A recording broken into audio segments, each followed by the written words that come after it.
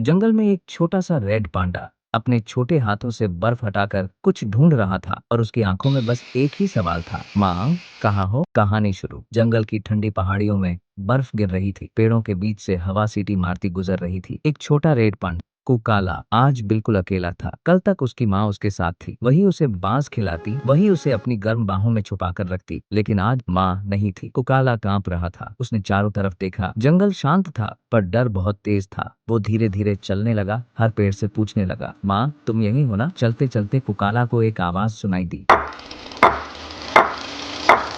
लकड़ी कटने की आवाज। कुकाला डर गया। उसका छोटा दिल धड़कने लगा। वो एक झाड़ी के पीछे छुप गया और देखा एक इंसान लकड़ियां काट रहा था। पास में मशीन भी रखी थी। कुकाला ने धीरे से पीछे हटना चाहा, लेकिन उसके पैर बर्फ में फिसल गए। छपाक आवाज होते ही लकड़ी काटने वाला पलटा। उसकी नजर सीधे कुकाला पर पड़ी। कुकाला कांपते हुए पीछे हटने लगा, लेकिन उस इंसान की आंखों में गुस्सा नहीं था, सिर्फ हैरानी थी। वो धीरे धीरे आगे आया और बोला, अरे तू यहाँ अकेला क्या कर रहा है। कुकाला कुछ नहीं बोला, बस उसकी आंखों में आंसू थे। इंसान का दिल बदलता है। लकड़ी काटने वाला इंसान रघु। उसने धीरे से कुकाला को उठाया। कुकाला डर गया। उसने अपनी छोटी सी आवाज में रोते हुए कहा, माँ माँ। रघु समझ गया, ये बच्चा खो गया है। डर मत, मैं तेरी माँ ढूंढ दूंगा। माँ की तलाश। रघु कुकाला को अपने हाथों में लेकर जंगल के अंदर चल पड़ा। वो हर जगह देखता, पत्तों के पीछे, झाड़ियों में, पेड़ों के पास, और कुकाला बार बार रोता, माँ माँ। कुछ दूर जाने के बाद अचानक रघु को एक धीमी आवाज सुनाई दी, जैसे कोई रो रहा हो।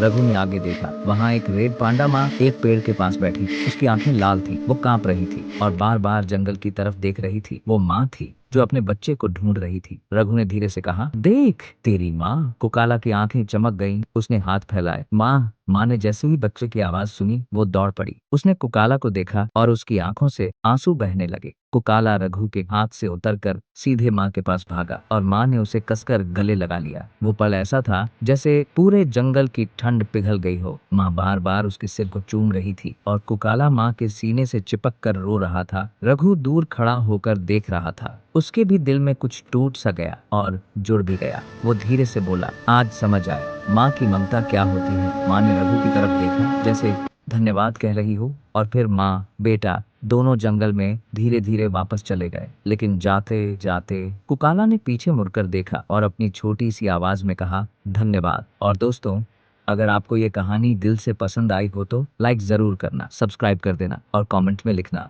माँ सबसे प्यारी होती है।